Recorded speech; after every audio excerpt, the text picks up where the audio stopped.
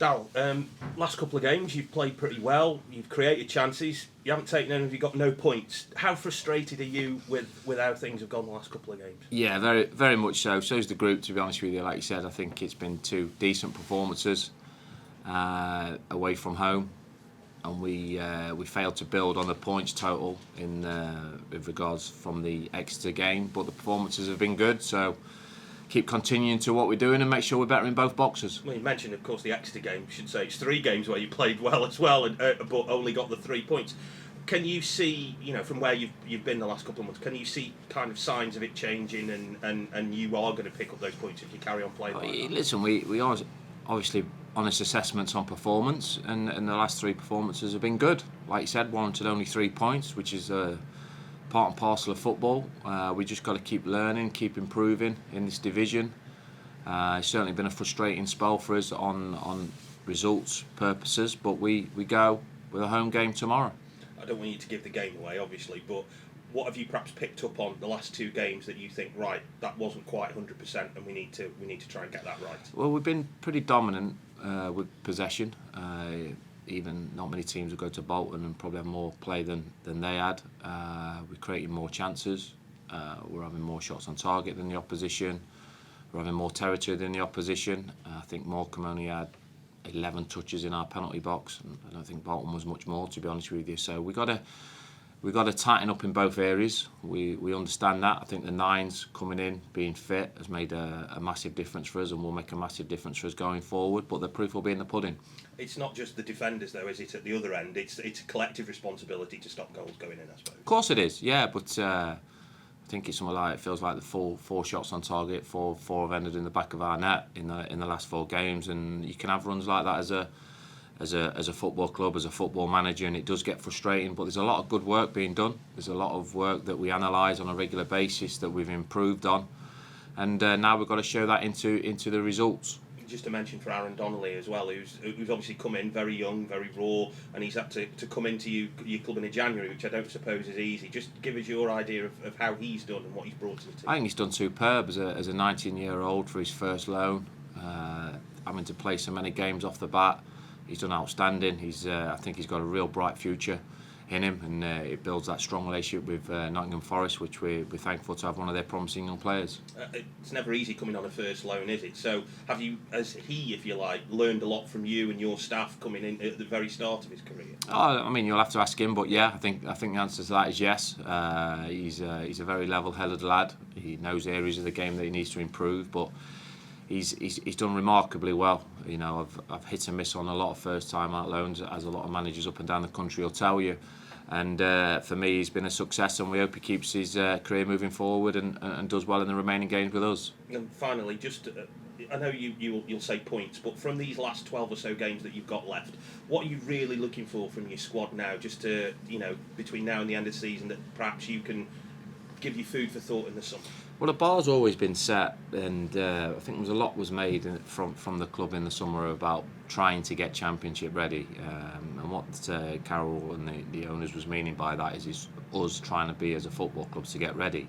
There's a lot of teams in this division that have been here for a long time, and we're trying to get ready for that push. And the message to my players is pretty consistent. Individually, is can you show me that you can become top 6 players in League One, to give us a possibility of getting out of this league. And that's an ongoing assessment with all players. Some players have runs of bad form, good form, but then come the end of the season, then the assessments are made, and then we look moving forward. So we have to be consistent with that message. I'm hungry, as is the club, to try and progress. We know how difficult that is going to be, very, very difficult with the strength of the league, but that should always be our aim, and it should always be my players' aim. Do you kind of have to be ruthless in that situation then, in assessing who is capable of being? Me, ruthless, Phil? Never heard of that. No.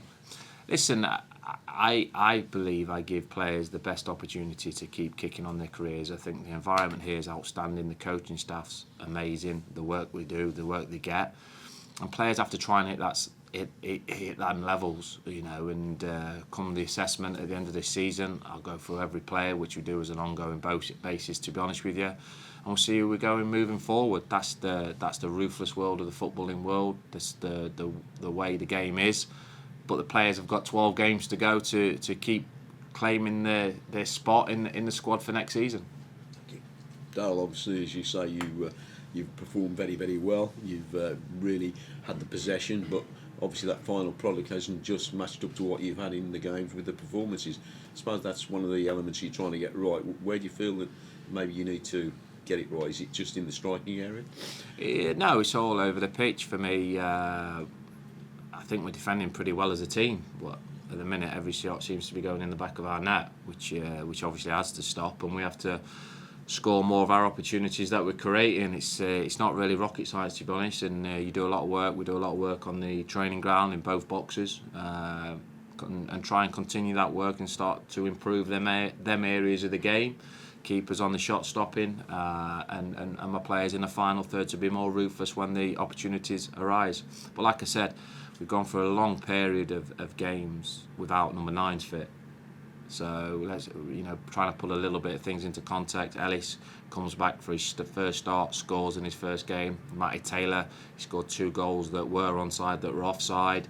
We're already starting to see 1 or 2 things in the armoury that hopefully that can put us in a good fruition in the next 12 games. Is it a matter of taking the risk, though, when you may be in a shooting position and maybe just hitting it from time to time, Darrell, and maybe trying to create that closer opportunity, or maybe passing it and taking responsibility? Yeah, all aspects of the final pass, the final decision making. The best players cost the most money in the world because they do it right at the top end of the pitch a lot of the time. Attacking midfielders, strikers, that's why they cost them so much money, the most money.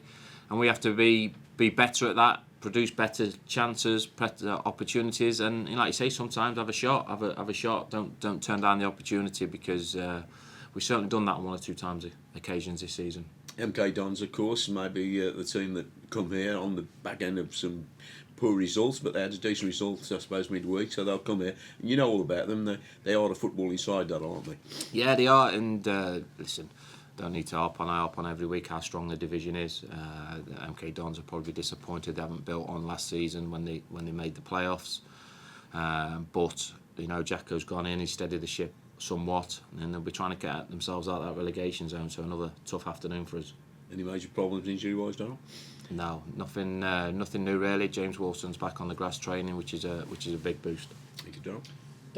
Excuse me, can you just give us an update on James Plant and Tommy McDermott? I think we've extended the loan. Yeah, extended the loan. We have a 24-hour callback. So we assess that playing men's football is vital for those boys at that age. They're getting good minutes at Salisbury. I know the manager very well, and the assistant down there. They're at a good place, and they're improving. So really pleased in the performances. But if you look at you look at some models of Cat 3 academies through the years. I think if you look at Exeter, and you look at the players they produce for the academy over a 10-year period, they got their young players out on loan playing men's football at 17, 18, 19, 20, and that's what we're aiming to do with our potentially good young players like Planty, like Tommy McDermott, keep them playing men's football. And like I said, I've got a 24-hour call back if I need them. And are they training with you during the week? Train with us every day, which is a massive plus. So we're in the building training with the first team every day, and they just go down there for games, and which is the relationship I've got with their manager. I know you don't want to say much about injuries, but do you mind if I ask you about Dan Jones? Because I think last time you spoke, you said he was having some scans. Yeah, Dan Jones has needed surgery on his ankle, so very much doubtful that he'll be available for the rest of the season.